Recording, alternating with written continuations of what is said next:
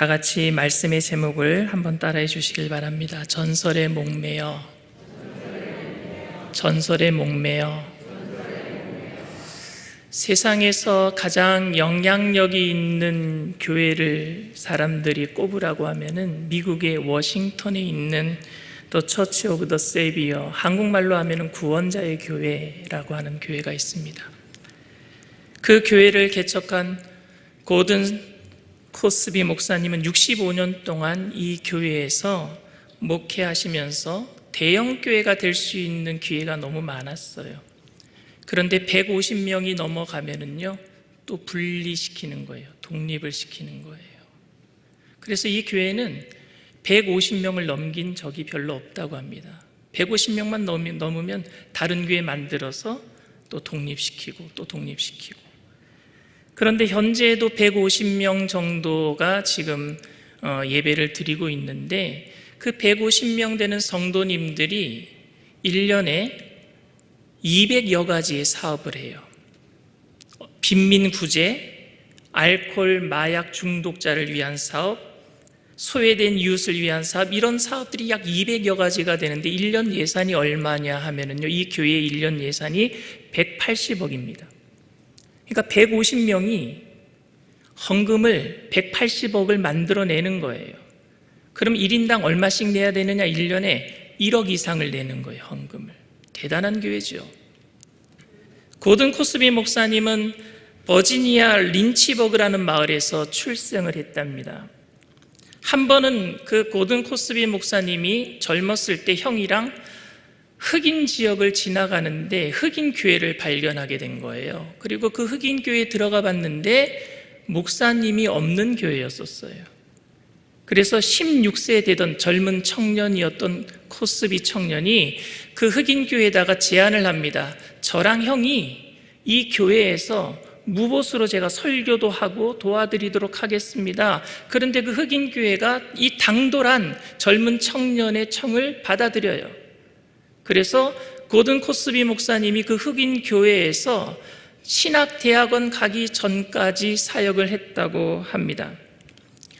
고든 코스비 목사님이 그 흑인 교회에서 목회할 당시에 그 교회에 흑인 여성이 아이를 6명 키우고 있던 흑인 여성이 있었습니다.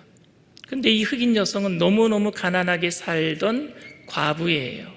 근데 아이를 6명 키우다 보니까 너무너무 힘들겠죠? 근데 한 달 수입이 당시에 4만 원밖에 되지 않았다고 합니다. 이 여인의 한 달 수입이 4만 원이었는데, 그런데 매달 이 여인이 교회에다가 4천 원씩을 헌금하라는 거예요. 그래서 그것을 알게 된 코스비 목사님이 이 흑인 여성에게 신방을 가서 이런 얘기를 합니다. 교회에다가 헌금하지 않아도 되니까, 헌금하지 않아도 하나님께서 자녀들을 복 주실 것이고 자매님을 복 주실 것이니까 헌금하지 않아도 됩니다 라고 신방 가서 이 여인에게 이야기를 해줬어요. 그랬더니 이 여인이 하는 얘기가, 제가 하나님께 받은 은혜가 너무너무 커서 그 은혜가 너무너무 감사해서 이거라도 드리지 않으면 안 되니까 제발 나보고 헌금 내지 말라고 말하지 마시라고, 제가 기쁨으로 드리는 것이니까. 저는 그 부인의 믿음도 귀하고, 그리고 그 부인을 생각해서 헌금 내지 말라고 한 코스비 목사님의 용기도 참 대단하다라고 저는 생각을 합니다. 그런데 여러분, 요즘 교회에 보면은요, 너무너무 힘들어하는 성도님들이 많잖아요. 그 힘들어하는 성도님들이 헌금을 더 열심히 낸단 말입니다. 잘 사는 분들이 헌금을 많이 내면 좋을 텐데, 비율로 따지면은 가난한 사람들이 헌금을 더 힘써서 내는 모습들을 볼 때가 많이 있습니다. 왜냐하면은요, 어떤 가난한 사람이 헌금을 드렸더니 큰 축복을 받았더라라고 하는 간증을 듣게 되면은 그 간증 때문에 마음이 동해서 가난할 때에 더 힘써서 내면은 하나님께 복을 받겠지 하고 탈탈탈탈 끌어서 헌금을 내는 분들도 있어요. 제가 아는 분은 빚을 내서 그동안 밀렸던 11조를 냈어요. 그래서 그렇게 큰 축복을 받았어요. 사업도 일으키고. 근데 그것을 간증을 했더니 어떤 분들이 정말 빚을 내서 헌금을 똑같이 내는 겁니다. 11조를 내는 겁니다. 그런데 그분들은 축복을 받지 못하는 것을 제가 봤거든요. 제가 간증을 폄하하려고 이야기하는 것이 아니라 모든 사람들에게 동일하게 똑같은 기적이 똑같이 일어날 수는 없단 말입니다. 남은 축복을 받는데 나는 축복받지 못할 때에 나도 똑같이 했는데 나는 왜 이렇게 안 되지 하는 배신감이 든단 말입니다. 하나님 왜 나한테만 이러십니까? 다른 사람은 복 받았는데 나는 왜 안 됩니까? 여러분, 놀부가 흥부 따라했다가 오히려 망한 것처럼 그렇게 되지 않을 때 배신감, 후회감 때문에 믿음을 포기하는 사람을 봤어요. 교회 다녀도 별것 없구나. 간증 따라했는데 나도 될 줄 알았는데 나는 안 되는구나. 배신감을 느끼는 거예요. 그리고 교회를 떠나는 사람도 봤습니다. 그리고 교회를 떠나지 않더라도 예전에 헌신과 봉사했던 열정은 다 잃어버리고 자신의 정성이 부족해서 내가 믿음이 없어서 나는 그런 축복을 받지 못했나 보다라고 자책하는 사람들이 되기도 합니다. 교회를 떠난 사람도 문제고 교회에 남아서 힘 빠져서 신앙생활하는 사람도 문제가 됩니다. 간증을 통해서 성도님들은 나도 복을 받을 수 있다는 희망을 가지고 당분간 열심을 낼 수는 있지만 자신이 원하는 때에, 자신이 원하던 시간 내에 아무것도 이루어지지 않을 때 결국 풀이 죽은 모습을 보고 그 모습 속에서 저는 목회자로서 안타까움을 금할 길이 없습니다. 교회는 약하고 가난한 사람에게 막연한 기대와 희망을 주고 그 희망과 기대로 인해 그들이 가지고 있는 한 줌의 밀가루와 한 방울의 기름까지 착취하는 곳이 되어서는 안 됩니다.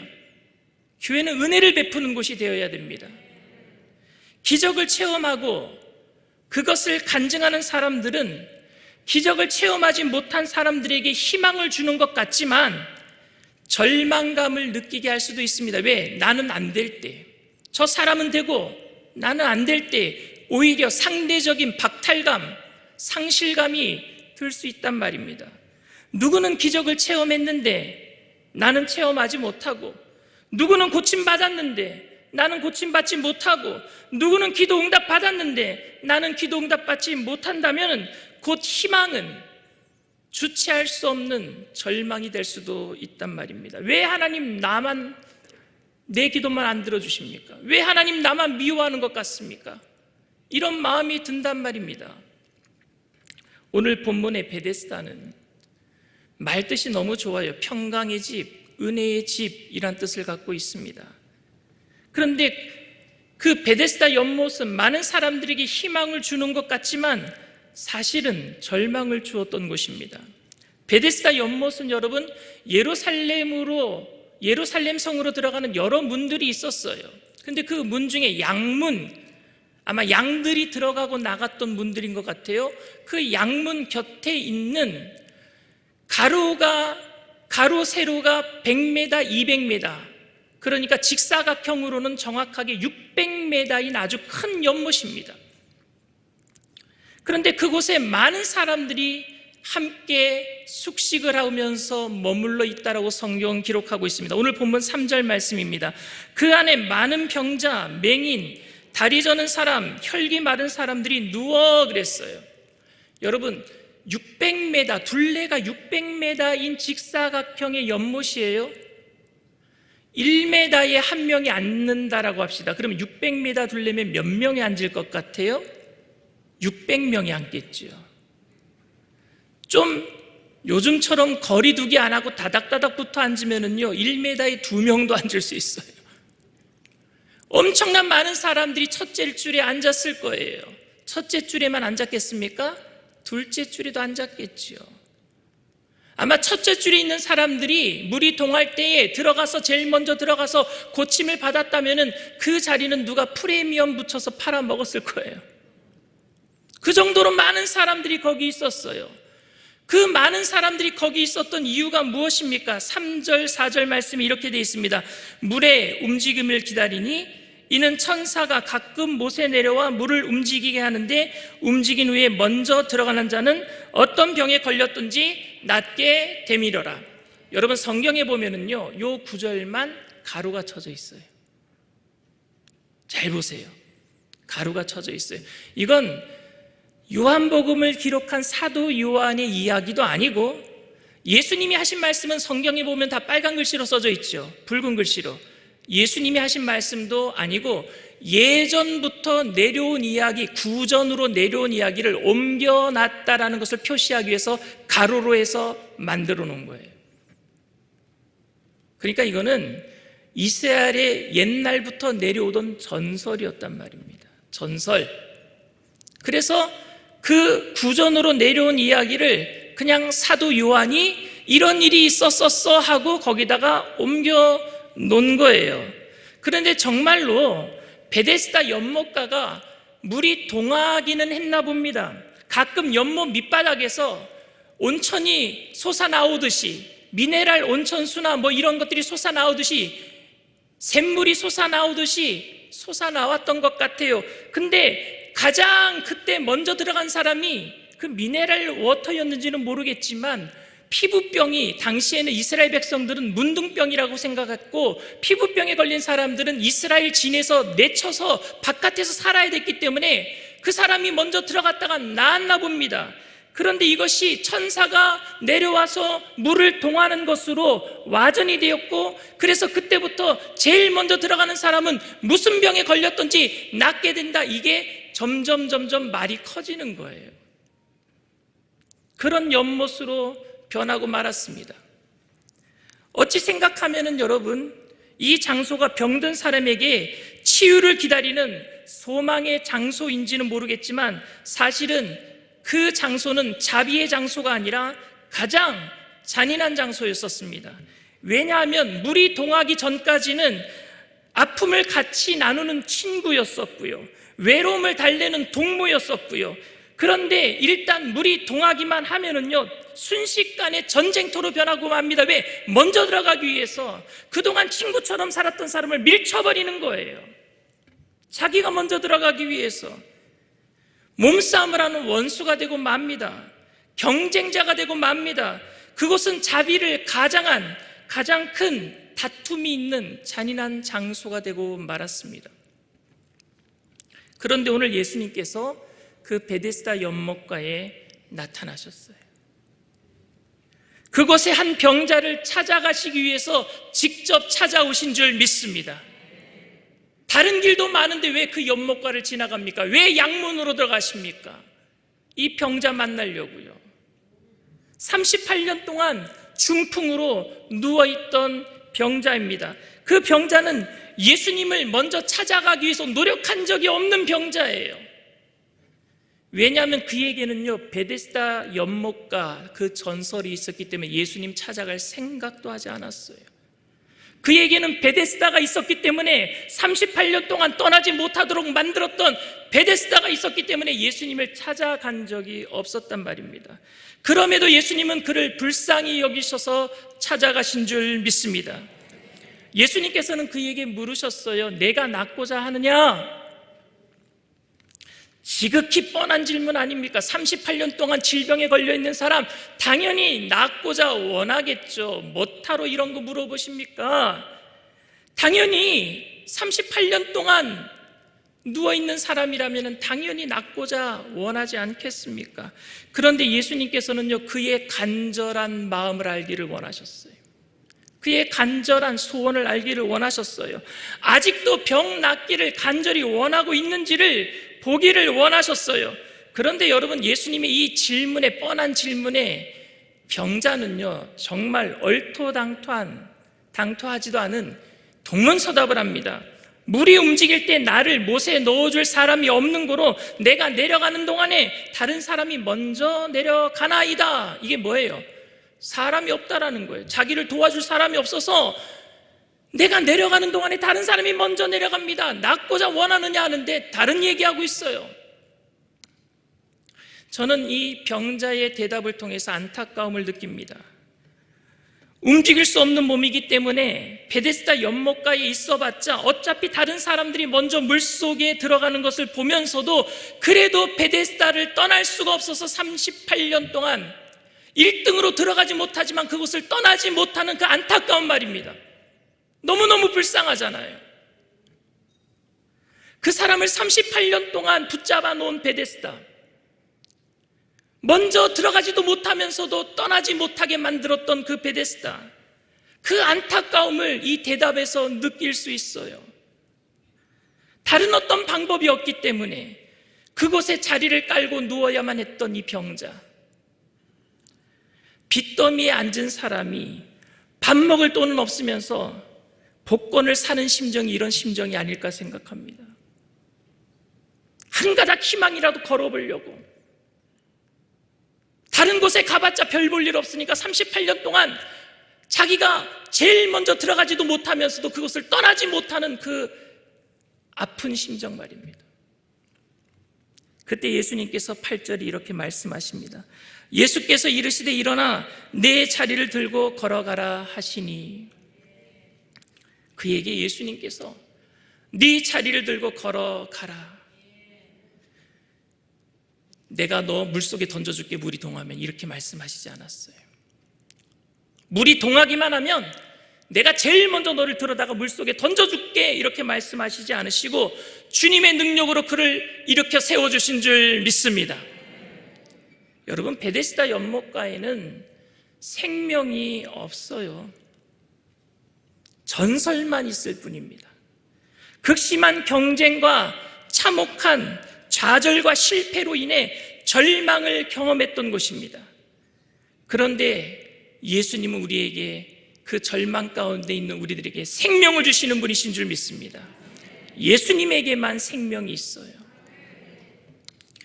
그런데 저는 언제부터인가 현대 교회가 예수님을 바라보지 못하게 만드는 베데스다와 같은 전설이 되고 있지는 않은가 하는 생각을 가지게 되었습니다. 예수님의 생명은 사라지고 전설만 남아있지는 않은지, 예수님의 생명이 사라진 유럽 교회를 보십시오. 전설만 남아있고 술집으로 변해버린 교회도 있어요. 지금 미국도 그렇게 변해가고 있어요.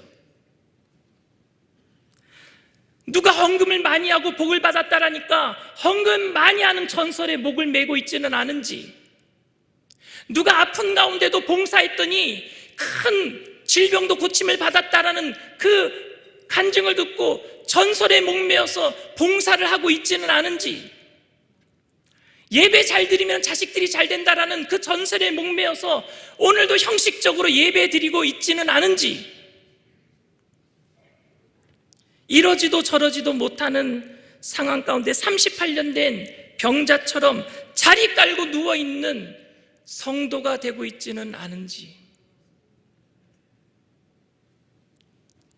기쁨이 사라진 예배 생활은, 형식적인 예배 생활은 전설에 목매인 예배 생활이 되고 맙니다. 영적 성장보다는, 예배의 감동보다는 목회자의 품위가 중요하고 조직의 안위가 중요하여서, 그래서 교회의 생명력을 잃어가고 있다면, 그런 곳으로 교회가 변질되어 가고 있다면, 여러 가지 기적을 체험하는 그런 간증들만 소개하고 사람들을 끌어모아서 사람들이 지루하지 않도록 세련된 이벤트로 즐거움을 주고 있는 그런 곳이 교회가 되고 있다면, 생명이 없는 교회가 되고 있다면, 과연 여러분, 이런 것이 교회이겠습니까? 교회가 예수 그리스도의 생명을 나누는 곳이 아닌 오직 전설에 목매이게 하여서 38년 동안 한 자리에 병자를 누워있게 만드는 곳과 같은 베데스다와 같은 연못가가 된다면, 예수님이 그 연못가를 지나가고 계심에도 불구하고 예수님을 바라보지 못하게 만들고 연못가만 바라보게 만드는 곳이 되고 있다면, 주님께서 과연 이 교회에 머무르고 계시겠습니까?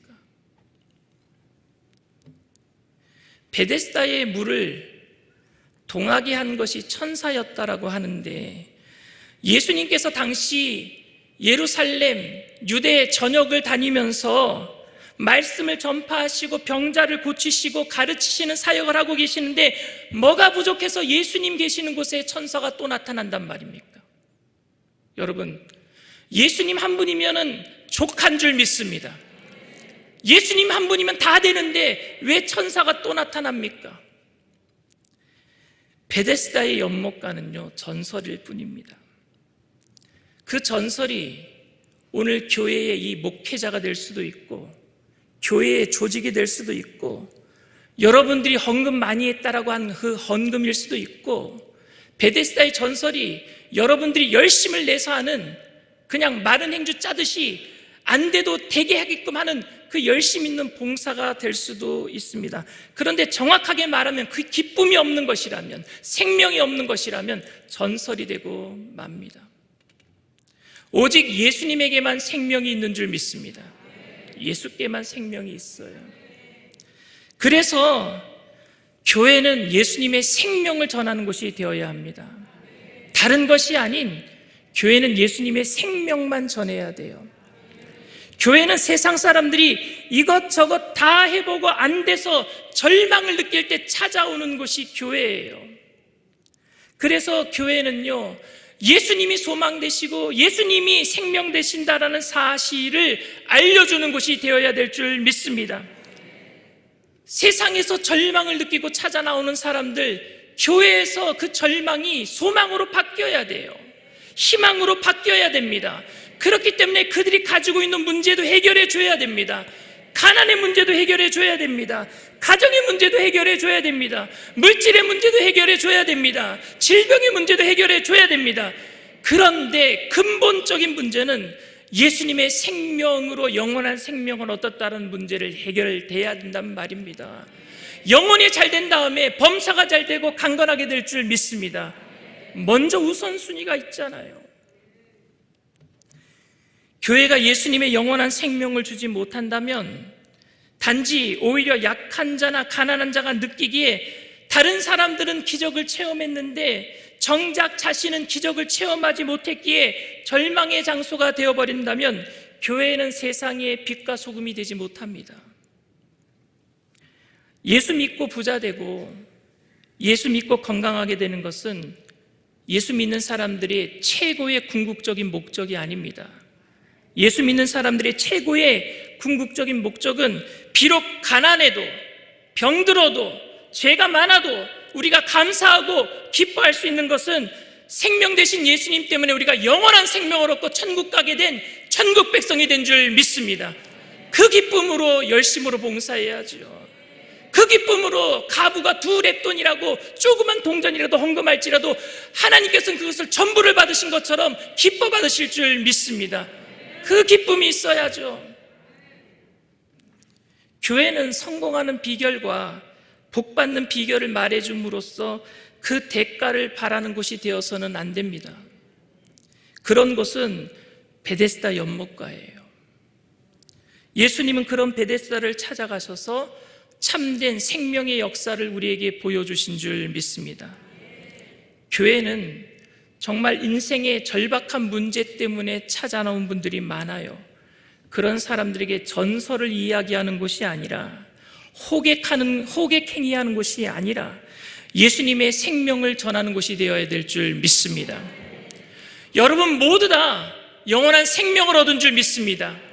그 생명을 이 땅의 많은 사람들에게 전함으로 예수 생명으로 말미암아 많은 사람들이 소망을 얻고 특별히 일산순복음 영상교회가 그 생명으로 말미암아 빈자리가 차고 넘치고 이곳에 구원의 역사를 이루시게 되시기를 주님의 이름으로 축원드립니다.